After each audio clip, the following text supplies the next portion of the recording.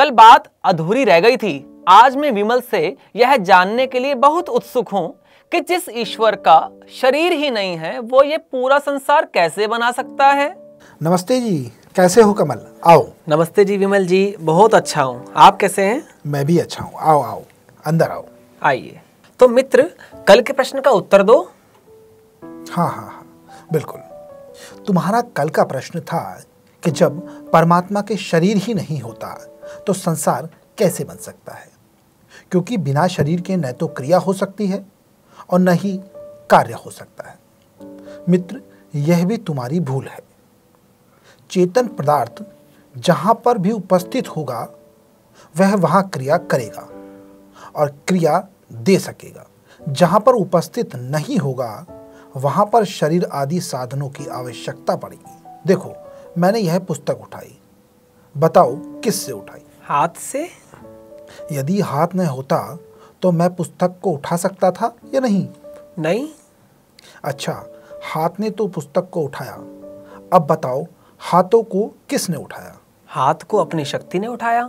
और जो मैं अपने सारे शरीर को हिला रहा हूं, बताओ किससे हिला रहा? अपनी शक्ति से। तुम तो कहते थे कि बिना शरीर के कोई क्रिया नहीं हो सकती, फिर बिना शरीर के इस शरीर को क्रिया कैसे मिल गई? पता चला चेतन, उसकी शक्ति जहां जहां मौजूद है वहां वहां उसे शरीर की आवश्यकता ही नहीं। जीवात्मा शरीर के भीतर होने के कारण सारी शरीर को क्रिया देता है और शरीर के बाहर के पदार्थों को शरीर से क्रिया देता है, क्योंकि वहां यह उपस्थित नहीं है। परमात्मा बाहर भीतर स्वतंत्र विद्यमान है, इसलिए उसे शरीर की जरूरत नहीं पड़ती। वह सारे संसार में व्यापक होने के कारण सारे संसार को क्रिया देता है। मैं देखता हूँ शक्ल वाला ही शक्ल वाली चीज को बनाता है, जैसे हलवाई, सुनार आदि। निराकार परमात्मा जगत को कैसे बना सकता है? जितने शक्ल वाले करता है वे अपने से बाहर की चीजों को बनाते हैं, अपने भीतर की चीजों को नहीं। बाहर की चीजों के लिए हाथ पैर की जरूरत है, भीतर के लिए नहीं। परमात्मा से कोई चीज बाहर नहीं, इसलिए उसे शरीर की आवश्यकता ही नहीं। हलवाई अपने से बाहर की चीजों को बनाता है, यदि उन्हें अपने शरीर के भीतर ही बनाने लगे तो उसे खाएगा कौन? और फिर उसे हाथ पैरों की आवश्यकता ही क्यों है? शरीर के भीतर रस, रक्त, मांस, हड्डी आदि पदार्थ बिना हाथ पैर के ही बन रहे हैं। एक बात पर विचार और करो कि इंद्रियां बाहर की चीजें बनाती है और बाहर की चीज ही देखती है। यदि भीतर की चीजों को देखने लग जाए तो जीना भारी हो जाएगा। भीतर की चीजों को सूंघने लगे तो क्या हाल हो, और भीतर का मल, मूत्र, खून, मांस देखने लगे तो घृणा से व्याकुल हो जाए। भगवान की कृपा है, यह तो इंद्रियां हैं, बाहर की चीजों को देखती है। क्या बनाने वाला बनी हुई चीजों में व्यापक होता है? घड़ी साज ने घड़ी बनाई, घड़ी अलग है, घड़ी साज अलग है। हलवाई ने मिठाई बनाई, मिठाई अलग है, हलवाई अलग है। दुनिया का नियम तो यह है कि बनाने वाला बनी हुई चीज से अलग होता है। परमात्मा सब में व्यापक भी हो और संसार को भी बनाता हो, भला यह कैसे हो सकता है? दूसरे, बिना हाथ पैर के चीजें बन कैसे जाती हैं? समझ में बात आती नहीं है। इनके कर्तापने की जहां तक जिम्मेदारी है वहां तक उनकी क्रिया और वे पदार्थ के साथ हैं। जहां वे ना हो वहां उनसे संबंध रखने वाली क्रिया हो ही नहीं सकती। जैसे घड़ी साज ने घड़ी बनाई, बनाने वाले का मतलब ही है कि उसके पुर्जे को परस्पर में जोड़कर उसमें क्रिया दे दी। घड़ी साज ने पुर्जों को जोड़ा है, पुर्जा को बनाया है। पुर्जा को बनाने वाले दूसरे कर्ता हैं। घड़ी साज घड़ी के पुर्जा को जोड़ते समय घड़ी के साथ था। यदि ना होता तो घड़ी के पुर्जे परस्पर में मिलकर घड़ी का रूप धारण नहीं करते। इसी तरह पुर्जा के कर्ता और उनकी क्रिया उन पुर्जों के साथ है। यदि वे पुर्जा के साथ ना होते तो पुर्जे ना बनते। इसी भांति जिस लोहे के पुर्जे तैयार किए गए उस लोहे को खान से निकालने वाले और उसे गलाकर साफ करने वाले खान, भट्टी और लोहे के साथ थे। यदि वे साथ ना होते ना तो खान से लोहा निकलता और ना साफ हो सकता था। इससे मालूम हुआ कि घड़ी बनाने वाले में केवल एक कर्ता का साथ व हाथ नहीं है, बल्कि अनेक कर्ताओं की क्रिया से वह घड़ी तैयार हुई है। जिस कर्ता से संबंध रखने वाली जो क्रिया थी वह कर्ता उसके साथ था। इसी तरह हलवाई, सुनार आदि कर्ताओं की अवस्था है। वे सब अपनी अपनी क्रियाओं के कर्ता है।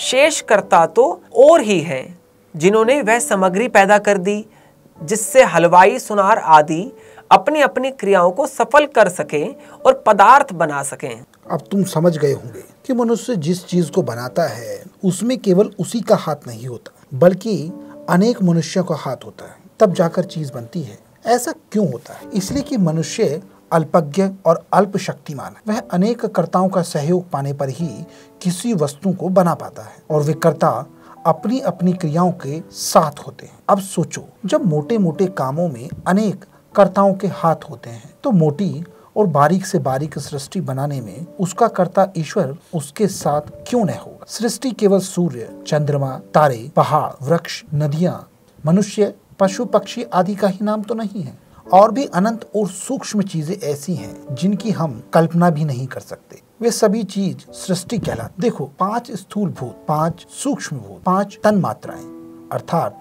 शब्द, स्पर्श, रूप, रस, गंध, अनेक प्रकार के अणु, परमाणु, जिनसे सृष्टि की संरचना होती है। यदि उनका जोड़ने वाला उनके साथ न हो तो क्या वे पदार्थ का रूप धारण कर सकेंगे? संसार की समस्त चीजें प्रकृति के परमाणुओं से बन। संसार में आज तक कोई ऐसा यंत्र नहीं बना जो परमाणुओं को पकड़कर जोड़ सके। परमाणु वे सूक्ष्म तत्व हैं जिसके टुकड़े नहीं हो सकते। परमात्मा उन परमाणुओं के भीतर स्वतंत्र विद्यमान है, इसीलिए वह उन्हें छोड़कर सूक्ष्म से सूक्ष्म, स्थूल से स्थूल जगह बना लेता है। संसार के जड़ पदार्थों में परमाणु सबसे सूक्ष्म है। परमात्मा उनसे भी अधिक सूक्ष्म है और इसलिए वह उनमें व्यापक है। यदि व्यापक न होता तो सृष्टि बनाने में उसे भी अन्य कर्ताओं की क्रिया का आश्रय लेना पड़ता। जैसे कि संसार के मनुष्य आदि प्राणियों को अन्य कर्ताओं की क्रियाओं का सहारा लेना पड़ता है। अतः सिद्ध हुआ प्रत्येक कर्ता अपनी क्रिया में व्यापक ही होता है, जहां तक उसकी क्रिया की जिम्मेदारी है। रहा यह प्रश्न कि बिना हाथ पैर के चीजें कैसे बनती है। यदि यह मान लिया जाए कि हर चीज हाथ पैर से ही बनती है, वे हाथ पैर किससे बने हैं? हाथ पैर भी तो बने हुए हैं। जब हाथ पैर बिना हाथ पैर के बन सकते हैं तो सृष्टि के अन्य पदार्थ भी बिना हाथ पैर के क्यों नहीं बन सकते? मैं पूछता हूँ, माता के पेट में जो बच्चा बन रहा है क्या हाथ और पैरों से बन रहा है? पृथ्वी पर नाना प्रकार के अंकुर उत्पन्न होकर वृक्ष का रूप धारण कर रहे हैं, क्या उन्हें हाथ पैरों से बनाया जा रहा है?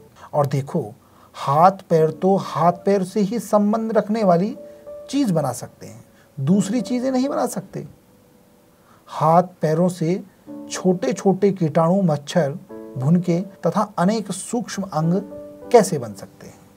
जिस पृथ्वी पर मनुष्य आदि प्राणी रहते हैं उसकी परिधि 24,000 मील है। इससे भी लाखों करोड़ गुणों वाले सूर्य, बृहस्पति आदि ग्रह हैं। ये सब के सब हाथों से कैसे बनाए जा सकते हैं? इन समस्त पदार्थों को नियम पूर्वक बनाने वाला सर्वशक्तिमान, सर्वव्यापक परमात्मा ही है। वही सारा कार्य नियम पूर्वक चला रहा है। मित्र, आप एक ना एक नई बात निकाल देते हैं। नियम पूर्वक क्या कार्य चल रहा है और क्या नियम पूर्वक चीजें बनी हुई हैं? मैं देखता हूँ कहीं ऊंचा पहाड़ है, कहीं नीची खाई है, कहीं भयानक जंगल है, कहीं रेतीला मैदान है, कहीं झाड़ झनकार झाड़ियां हैं। इनमें कौन सा क्रम और कौन सा नियम है? सब यूं ही उबड़ खाबड़ बिना तरकीब और बिना नियम संसार बना हुआ है। नियम पूर्वक जो कार्य होता है वह एक ढंग के साथ होता है। मनुष्य मकान बनाता है, इसमें नियम पूर्वक चौक, आंगन, कमरे, रसोई घर, शौचालय की व्यवस्था करता है। माली बाग लगाता है, उसमें नालियाँ, क्यारियाँ, गमले, नहरें, रोज, अनेक प्रकार के पेड़ पौधे नियम पूर्वक लगाता है। दुकानदार दुकान लगाता है, सारा सामान नियम पूर्वक सजाता है।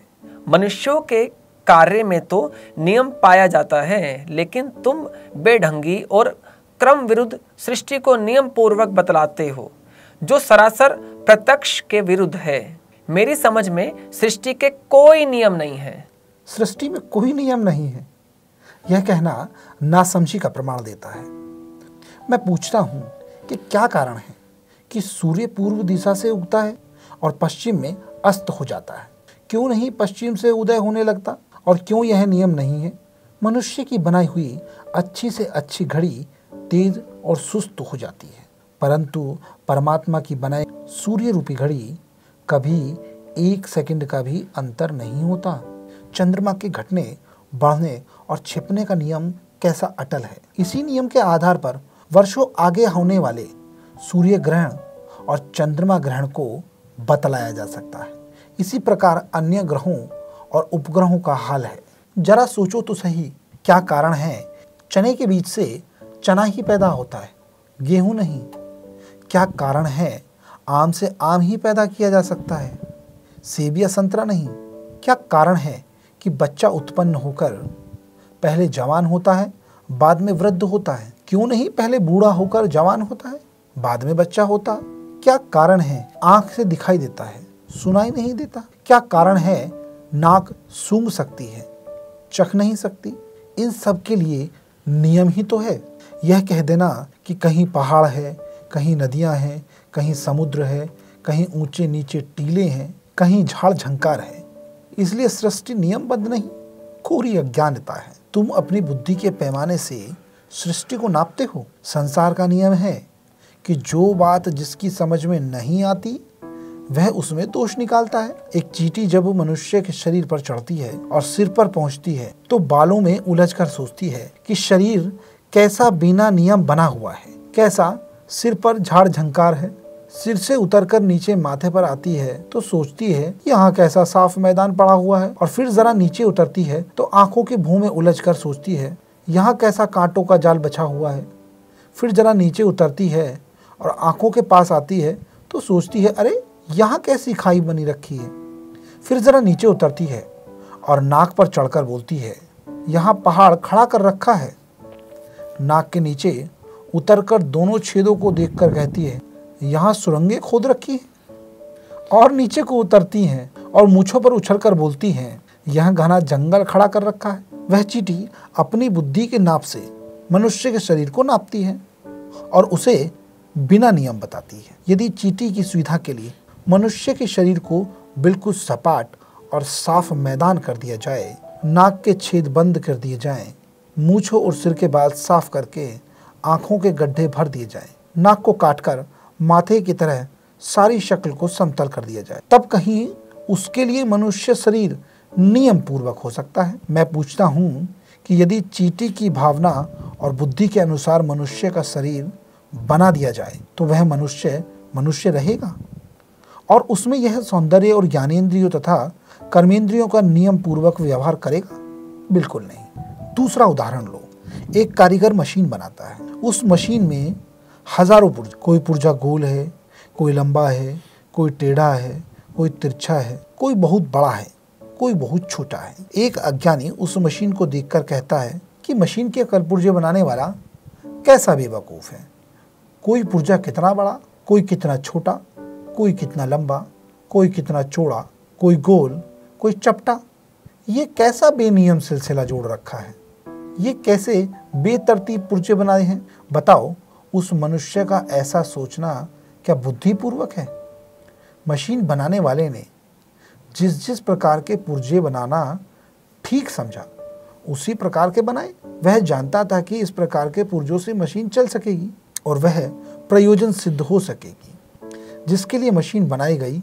यदि वह सारे पुर्जे एक जैसे गोल या लंबे बना देता तो मशीन चल सकती थी? कभी नहीं। यही हाल परमात्मा और उसकी सृष्टि का है। इस सृष्टि रूप मशीन में कहीं बहुत बड़े बड़े पहाड़ हैं, कहीं छोटी छोटी झीलें हैं, कहीं समुद्र है, कहीं नदियां हैं, कहीं वन और कहीं झाड़ियां हैं। परंतु इस सृष्टि रूपी मशीन का एक प्रयोजन है, जीवों का कल्याण। अज्ञानी मनुष्यों को सृष्टि रूपी मशीन के पुर्जे भोंडे बद्धे बेनियम नजर आते हैं, क्योंकि वह न तो जगत का प्रयोजन समझते हैं और न सृष्टि रूपी मशीन के समुद्र, नदी, पहाड़ आदि पुर्जों की उपयोगिता समझते हैं। माली और दुकानदार आदि का उदाहरण तुमने दिया। उनके नियम अत्यंत छोटे हैं, इसलिए उन्हें तुम शीघ्र ही समझ लेते हो। सृष्टि के नियम विशाल और अत्यंत सूक्ष्म हैं, जिन्हें तुम नहीं समझ पाते हो।